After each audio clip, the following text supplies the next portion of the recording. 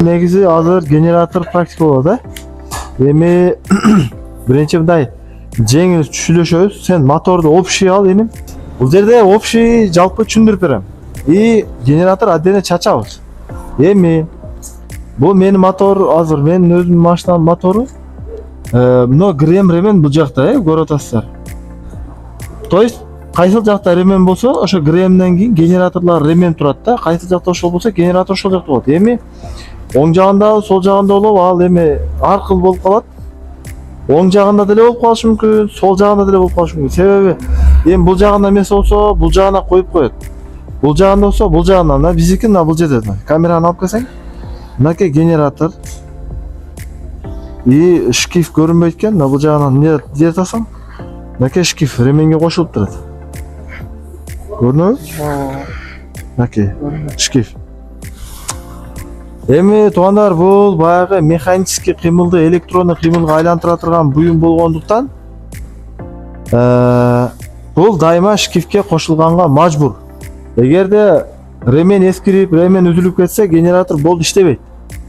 Ошондуктан ремен эскиргенде дароо ременди алмаштырып туруш керек. Ремендин өмүрү ал бир 2-3 жылда эле чирип, ушундай боло берет. Жакшы жүрсө 5 жыл жүрүшү мүмкүн.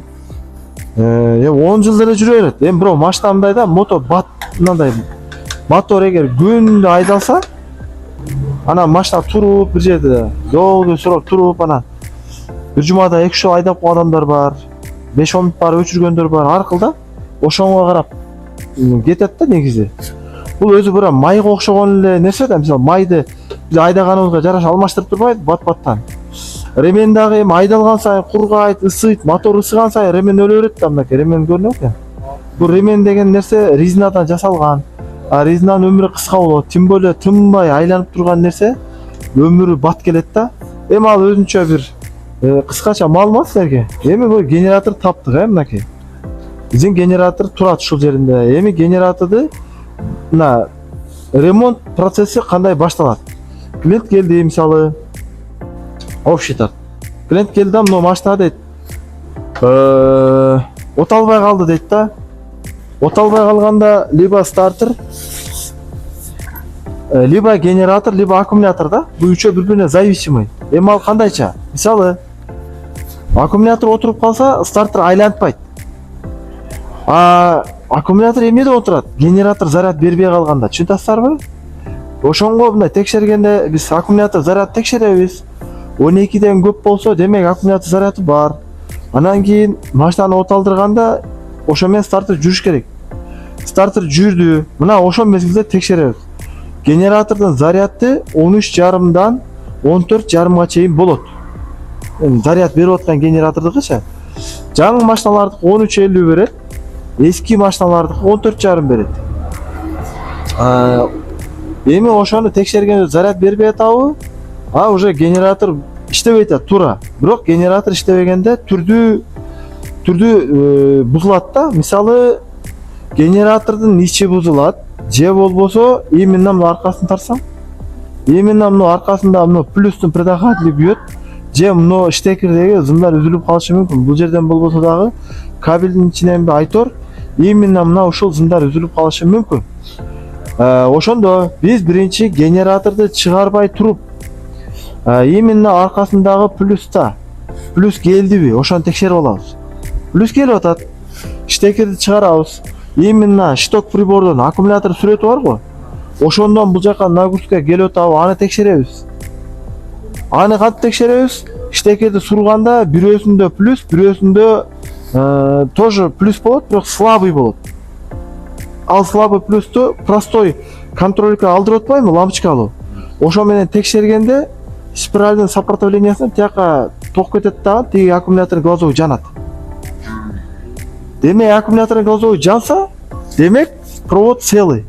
То, что глазокко чейин плюс бар, штекердеги плюс бар, замокты ачканда ошол питаниялар толук бар болсо, анан кийин уже генераторго очередь келет да. Бул дегени генератор заряд бербей атат десе эле, раз сигнал генератор андай эмес да, текшерип алыш керек линияларын.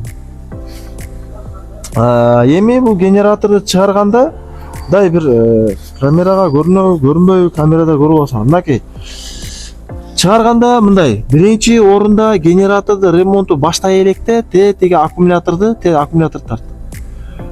Аккумулятордун клеммаларынын минусту чыгарып коебуз. Плюс айырмасы жок, бирок минус безопасныйраак. Просто безопасныйраак минусту чечип коебуз. Эмнеге? Бул жактыгы тартабыз.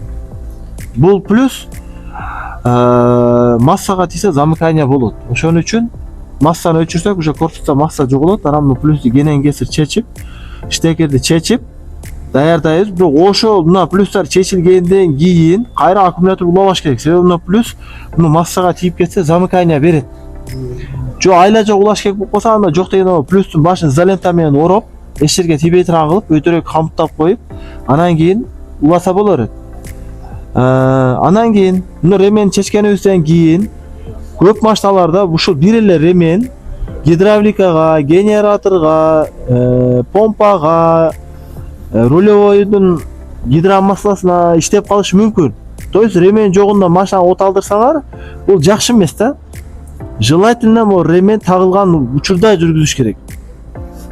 Демек, түшүндүк, эми чечип баштадык. Аккумулятор сурудук, штекерлерди чыгардык. Өсө чыгардык. Анан бардык генераторда мындай натяжка болот. Именно ременди салгандан кийин ремен чое турган натяжка. Бунуку генератордун өзүндө экен. Бул жерде мына жерде беговой дорожка бар. Ушу дорожкадан муну чуркайт. Муну бир аз бошотсо, муну бураганда тартып кайра кой берип ошондой болот. А кээ бир унааларда bunday болбойт. Кээ бир унааларда именно мына ременге эле бир натяжной шкив коюп коет. Бул ачкыч менен эле тартсаңар бошойт. Кой берсеңер кайра тартып калат. Пружиновый система да. Эми ал не имеет значения, кандай болсо дагы, то есть генераторда дайыма ременге натяжитель болот. Ход болтовой, ход пружиновый. Ошону аны Google'дан как замена, мисалы мына машина, Kia, не бул? Kia шу машинанын атын жазып туруп, жылдарын жазып туруп, замена генератор десе толук көрсөтөт. Же болбосо кимде диагностика бар болсо, диагностиканы X Pro 5 деген версиянын ичинде автодата бар. Автодатанын ичинде поток данных, регулировка данных деген жери бар. Кирсе, мына крем ремен каерде, генератор ремен каерде, натяжка каерде, полный объяснение берет. Ошондон карап тартып, кыскасы ремен чыгарып алдыкпы? Короче, натяжканы чечпей ремен чачсаңар, ремен аз эле нерсеге жыртылат же жака жейт, кийин муну айланганда звук чыгарып калат, баягында дык деп. Себеби баягы зубчиктеринин бирөө жарым зака жей турган болсо, уже ошо именно зака жеген зубчик барабандан өтүп атканда үн чыгарып калат. Ошон үчүн ременди болушунча аккуратный чыгарабыз. Всё, ремен чыгардык. Болду, бул жерде үстүндө 1 болт, астында дал ушундай 1 болт. Анын эч кыйын жери жок. Мындай пластиктерин баарын чечебиз, мешайт берген чечебиз. Чечип атканда албетте штекерлерди этият кылабыз. Көптөн бери чыгелек, чирип калган, мондай шуруп деген аттуу бүт баарын аккуратный мешайт берген баарын алабыз, 2 болт эле чечебиз, болду, оңой эле чыгат. А генератор чыгаргандан кийин, мисалы генератор разобрать этишти, ичин диагноз койгондо так дана түшүндүрүп берем. Бул жак боюнча суроолор барбы? Жок, а?